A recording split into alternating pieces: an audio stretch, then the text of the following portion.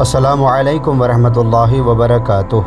شراف کے مقام سے چلنے کے بعد امام حسین علیہ الصلوۃ والسلام اور حر ابن یزید ریاحی کے قافلے ایک دوسرے کے برابر نزدیک چلتے رہے، اور جہاں کہیں پانی ہوتا اور آرام کر لینا ممکن نظر آتا وہاں دونوں قافلے ایک ساتھ پڑاؤ کر لیتے۔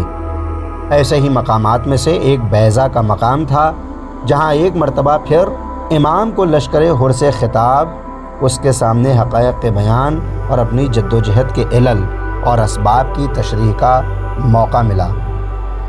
امام نے اپنے اس خطاب میں فرمایا: ایھا الناس، ان رسول اللہ صلی اللہ علیہ وآلہ وسلم قال من رأى سلطانا جائرا مستحلا للحرام اللہ ناکثا عہدہ مخالفا لسنت رسول اللہ۔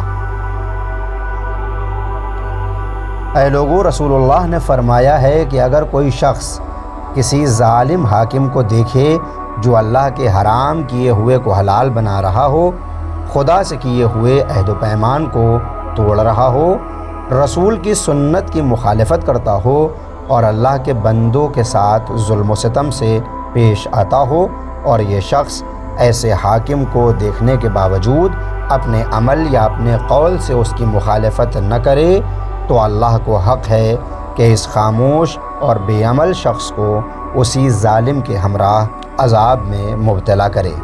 اے لوگوں، جان لو کہ ان لوگوں یعنی بنی امیہ نے شیطان کی اطاعت اختیار کر لی ہے اور رحمان کی اطاعت کو ترک کر دیا ہے، فتنہ و فساد کو رواج دیا ہے اور اللہ کی حدود یعنی احکام الہی کو معطل کر دیا ہے، خاندان نبوت سے مختص مال کو اپنے لیے مخصوص کر لیا ہے، اللہ کی طرف سے کیے گئے حرام کو حلال میں اور اللہ کی طرف سے قرار دیے گئے حلال کو حرام میں تبدیل کر دیا ہے، اور میں ان مفسدوں کے مقابلے میں اسلامی معاشرے کی رہبری کا زیادہ حقدار ہوں۔ ان حالات میں مجھ تک پہنچنے والے تمہارے خطوط کا مضمون اور تمہارے قاصدوں کا پیغام یہ تھا کہ تم لوگوں نے اس بات پر میری بیعت کی ہے کہ نہ تم مجھے تنہا چھوڑو گے اور نہ مجھ سے بے وفائی کرو گے۔ اب اگر تم اپنی بیعت پر قائم رہے تو کامیابی اور ہدایت حاصل کرو گے، کیونکہ تم جانتے ہو کہ میں حسین ابن علی فرزند فاطمہ بنت رسول اللہ صلی اللہ علیہ وآلہ وسلم ہوں۔ میری جان تمہاری جان کے ساتھ اور میرے اہل و عیال تمہارے اہل و عیال کے ہمراہ ہیں۔ میں تمہارے لیے نمونہ عمل ہوں۔ اب اگر تم نے مجھ سے کیے جانے والے اپنے عہد و پیمان کو توڑ دیا اور میری بیعت سے انکار کیا تو یہ تم کوئی نئی بات نہیں کرو گے۔ تم میرے والد، میرے بھائی اور میرے چچا کے بیٹے مسلم ابن عقیل کے ساتھ ایسا ہی کر چکے ہو۔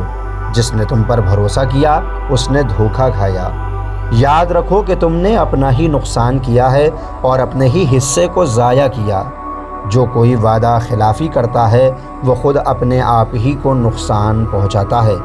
اللہ جلد ہی مجھے تم لوگوں سے بے نیاز کر دے گا۔ والسلام علیکم ورحمۃ اللہ وبرکاتہ۔ رحیمہ پر ابو حرم کو امام علی مقام نے ایک سوال کے متعلق جواب دیا۔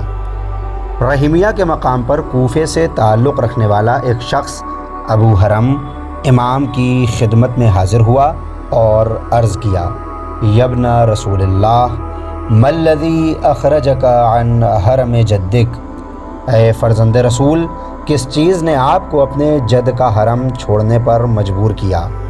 امام نے ارشاد فرمایا: یا ابا حرم، ان بنی امیۃ شتموا ارضی فصبرت واخذوا مالی فصبرت وطلبوا دمی فحربت وأیم اللہ لیقتلونی فیلبسہم اللہ ذلا شاملا وسیفا قاطعا۔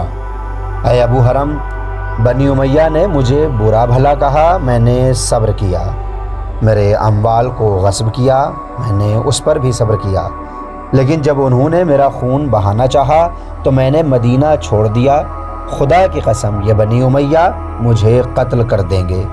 پھر خدا انہیں ذلت و خواری اور قتل و غارت گری میں مبتلا کر دے گا اور ان پر ایسے لوگوں کو مسلط کر دے گا جو انہیں پستی اور ذلت سے دوچار کر دیں گے، یہاں تک کہ یہ لوگ قوم سبا سے بھی زیادہ ذلت و خواری کا شکار ہو جائیں گے، جن کے جان و مال پر ایک عورت حکومت کیا کرتی تھی۔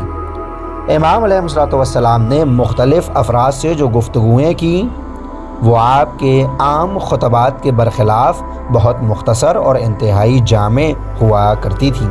ابو حرم کو جو جواب آپ نے دیا وہ ایسا ہی ہے۔ امام نے اختصار کے باوجود بنی امیہ کے اعمال و کردار کی تشریح کرتے ہوئے دو امور کی جانب توجہ دلائی یا دو مسائل کی پیشگوئی فرمائی، ایک اپنی شہادت کی اور دوسرے بنی امیہ کے زوال اور ان کے ذلیل و رسوا ہونے کی۔ امام کا یہ جواب اس امر پر ایک اور دلیل ہے کہ آپ نے شہادت کا راستہ مکمل علم و آگاہی کے ساتھ اختیار کیا تھا، اور جو کچھ مستقبل میں پیش آیا امام اس کے بارے میں قطعی اور یقینی طور پر پہلے ہی سے آگاہ فرما رہے تھے۔ ان تمام داستانوں کو سن کر ہمیں یہ نتیجہ حاصل کرنا چاہیے کہ جب ہماری نگاہوں میں حق اور باطل دونوں آ کر کھڑے ہو جائیں تو پھر حق کا دامن پکڑ کر باطل کو ہمیشہ کے لیے چھوڑ دینے کا نام ہی انسانیت، اسلام اور شیعت ہے۔ لیکن اگر کوئی انسان حق کی پیروی نہ کرے اور باطل کے راستے کو اختیار کرے تو وہ ابد کے لیے لعنت اللہ ہو جاتا ہے۔